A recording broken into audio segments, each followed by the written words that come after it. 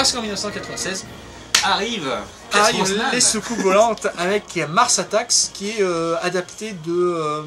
comment dire, de l'imagination de Tim Burton. Non. C'était une marque de chewing-gum dans les années 50-60. Mars Attacks? Non, les chewing-gum Tops. Ouais, il y a des chocolats, les Mars, oui.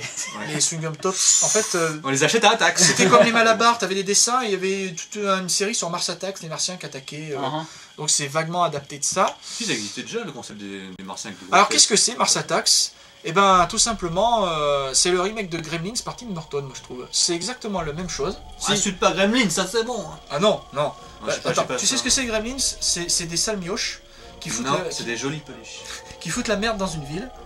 Et Mars Attacks, c'est des petits extraterrestres avec une grosse tête comme ça, qui ont des armes, on dirait des jouets, mais en fait c'est des super sockers. C'est des super rayons laser et tout.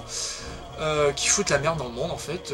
Alors Tim Burton il en profite pour régler ses comptes avec l'Amérique, le pouvoir, l'armée, oui, alors ça, par contre, qui sont ridiculisés. Il l'a dit d'ailleurs qu'à ce moment-là du film il n'était pas d'accord avec la politique des États-Unis. Il a fait un film où il s'est vraiment lâché de A à Z. Et le problème c'est que ce film est sorti en même temps qu'Independence Day. Enfin, quelques mois après, ouais. Et on a dit oui c'est une parodie d'Independence Day. Burton a dit, même si ce sont deux films opposés, c'est pas une parodie vu que en fait il avait l'idée un peu avant Independence Day. Les autres ils ont surfé là-dessus en fait. Bon, c'est plutôt Mars Attacks. Independence Day reste un blockbuster aussi. Oui, mais alors, mais vraiment, c'est vrai que Mars Attacks quelque part c'est l'anti-Independence Day, que c'est pas du tout un film patriotique. Le monde est sauvé par des losers. La fille du président, elle est comme Lydia dans, je sais pas si tu te souviens, dans Beetlejuice, dans la Maison Blanche, elle a son lit, il y a un grand linceul noir. Et c'est qui le personnage là qui a un corps de chien là, C'est la journaliste. Oui. Voilà, il y a une journaliste. Oui, parce que les extraterrestres font des expériences, ils coupent la tête des gens, ils les mettent sur des corps des chiens. C'est très amusant. Il y a que ça fait rire. Et Tim Burton, ça fait rire. Alors c'est pas du tout un film sombre, c'est très drôle, on rigole, mais ça a été une plantade au box-office, sauf en France où ça a fait 2 millions d'entrées. Ah, comme quoi, tu vois. Ah ouais. On n'a pas marché pour Batman, mais pour Mars Attacks.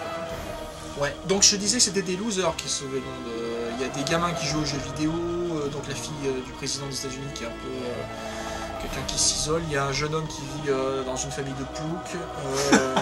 Et le chanteur Tom Jones. Oula. D'ailleurs, c'est à nouveau cette réplique culte. En plein milieu du film, il y a le personnage joué par Danny DeVito qui joue pas loin dans Batman Returns. Il croise Tom Jones.